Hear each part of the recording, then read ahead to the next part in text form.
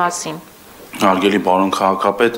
ձեզ է ներկայացնում Երևան քաղաքի սեփական եկամուտների 2025 թվականի պլանային առաջադրանքների վերաբերյալ ցուցանիշները ապրիլի 30-ի դրությամբ 2025 թվականի հունվարից ապրիլ ամիսների համար պլանավորված 25 միլիարդ 505 միլիոն 840 հազար 900 դրամ սեփական եկամուտներից փաստացի հավաքագրվել է 21 միլիարդ 969 միլիոն 983 հազար 200 դրամ, կատարողական 86.1%, թերակատարումը 3.5 միլիարդ դրամ։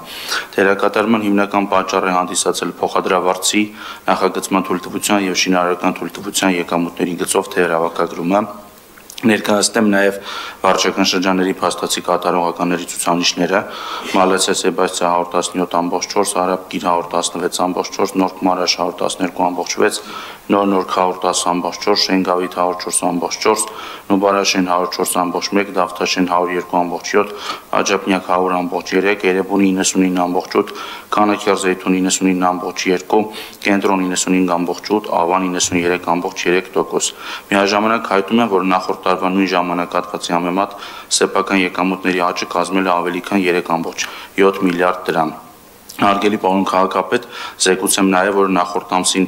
պարոն Հովհաննիսյանի մոտ ծրագիրը սպասարկող կազմակերպության հետ անցկացված խորհրդակցությունների, ինչպես նաև բանկերի միությունում կազմակերպված քննարկումներից հետո ամբողջ ծավալով արդեն իսկ գործարկվել է աղբանության վճարվճարողների հաշվառման նոր համակարգը, որին արդեն ինտեգրվել են մի քանի հարթակներ եւ վճարաշվարկային կազմակերպություններ։ Շնորհակալ եմ, նախ անդրադառնամ աղբանության վճարի թեմային եւ ես գիտեմ, որ որոշ վարչական շրջաններում մեզ մոտ նաեւ երևանցիները խնդիր են ունենում տուժերի եւ տուգանքների հետ կապված եւ տուժերի եւ տուգանքների եւս մի նախագիծ վաղը ավականու նիստին արտոնություններ տվող եւ բոլոր տուգանքներից եւ տուժերից ազատող նախագիծ է ընդունվելու եւ հետեւապես իրելի երևանցիներ ուզում եմ վստահ լինեք, որ աղբանության հետ կապված ինչպես եւ նախկինում խոստացել էինք, որևէ տուժեր եւ տուգանքներ մինչ այս պահը, քանի դեռ համակարգը նոր էր ներդրվում, չի կիրառվելու, նույնիսկ եթե որոշ դեպքերում նմանատիպ վճարումներ եղել են, դա հաշվանցվելու է հիմնական աղբանության վճարին։ Սա շատ կարեւոր արձանագրում է, որովհետեւ ոնց հասկանում եմ, բավականին տենց նաեւ շահարկման թեմա է դարձել։ Երկրորդը ես ուզում եմ խոսել այնուամենայնիվ մեր ընդհանուր սեփական եկամուտների մասին եւ իրականում սեփական եկամուտների հավաքագրումը ուղղակի բյուջետային թեմա չէ։ Սեփական եկամուտները Երևան քաղաքի կառավարելիության խնդիրները լուծելու ունակության մասին է։ Եվ երբ որ օրինակ մեզ ասում են հրատապ կարգով էս փողոցը պետք է ասֆալտապատվի, էս կոյուղին պետք է վնասվելա, ինչ որ մի բան պետք է արվի, հեղեղատարը մյուսը, այդ հիմնականում Երևանի քաղաքապետարանը իրականացնում է սեփական եկամուտներով։ Եվ վերջին տարիներին Երևանի քաղաքապետարանը իր սեփական եկամուտները ավելացրել է եռապատիկ, այսինքն Երևանի քաղաքապետարանը վերջին 3 տարվա ընթացքում արել է ամեն ինչ, որպեսզի իր կարողությունը արագ խնդիրները լուծելու ավելացնի, բայց ինչ է նաև դրա հետ մեկտեղ տեղի ունեցել։ Իհարկե դրա հետ մեկտեղ մենք ավելացրել ենք մեր ավտոբուսային ցանցում նոր որակյալ ավտոբուսների քանակը, մենք ավելացրել ենք նոր տրոլեյբուսներ եւ դրանք էական ծախսեր են ավելացրել Երևանի քաղաքապետարանի համար, որոնք կրկին Երևանի քաղաքապետարանը հոգում էր եւ օրինակ նախորդ տարի միայն Երևանի ավտոբուս ՓԲ-ի սուբսիդիան հասել էր մոտ 9 միլիարդ դրամի։ Եվ այսօր մենք արձանագրեցինք, որ այնուամենայնիվ որոշակի թերհավաքագրում ունենք հանրային տրանսպորտի ոլորտում մոտ 2.3 միլիարդ, ճիշտ եմ, չէ՞, ֆիքսում, պարոն Հակոբյան։ Եվ իրականում որքան էլ որ մեր ընդդիմադիր գործընկերները հպարտանում էին այն բոյկոտի process-ով, որ կազմակերպվում էր Երևան քաղաքում տրանսպորտային վճարների տեսանկյունից։ Այո, որոշ չափով այդ բոյկոտը նաև հիմա մենք տեսնում ենք, որ ազդել է եկամուտների վրա,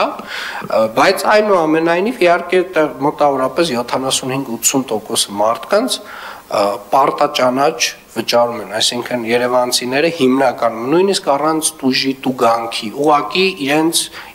իրավագիտակցությունը իրենց թույլ չի տալիս այդ չվճարել եւ այդ process-ին միանալ եւ ես շատ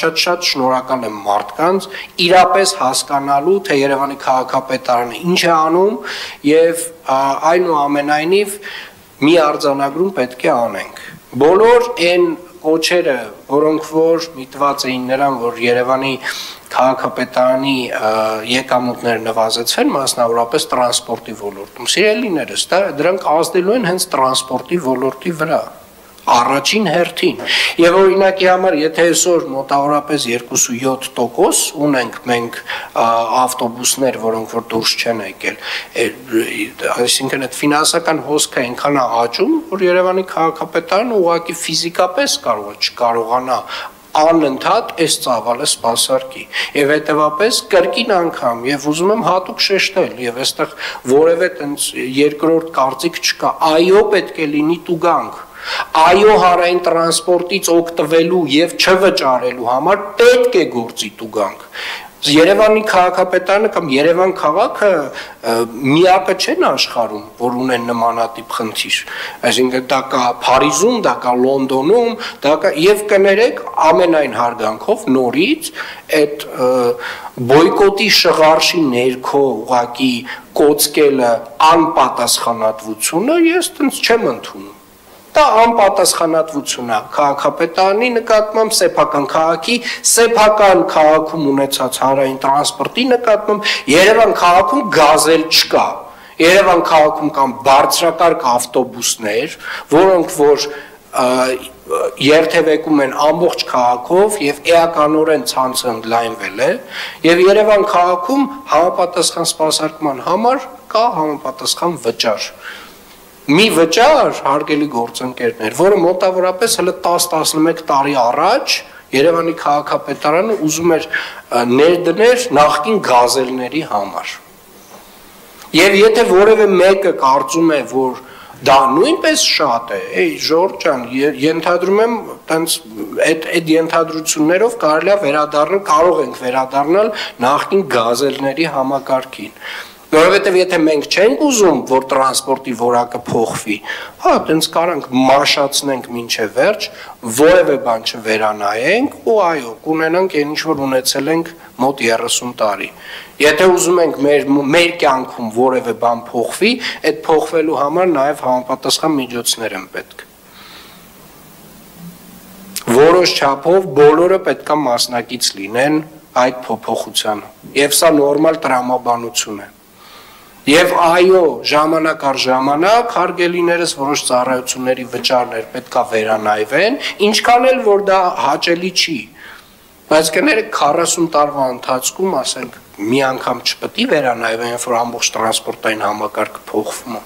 Ես կարծում եմ, որ դա շատ տրամաբանական փոփոխություն է, որ տեղի է ունեցել, եւ ազգային ժողովի մեր գործընկերների հետ, պարոն Գրիգորյան, խնդրում եմ ինտենսիվ աշխատել եւ նրանց խնդրել, որ մաքսիմալ ամենաարագ ընթացակարգով բոլոր օրենքներում փոփոխությունները տեղի ունենան։ Շնորհակալ եմ։ Հաջորդ։ Մշակույթի եւ տուրիզմի վարչությանը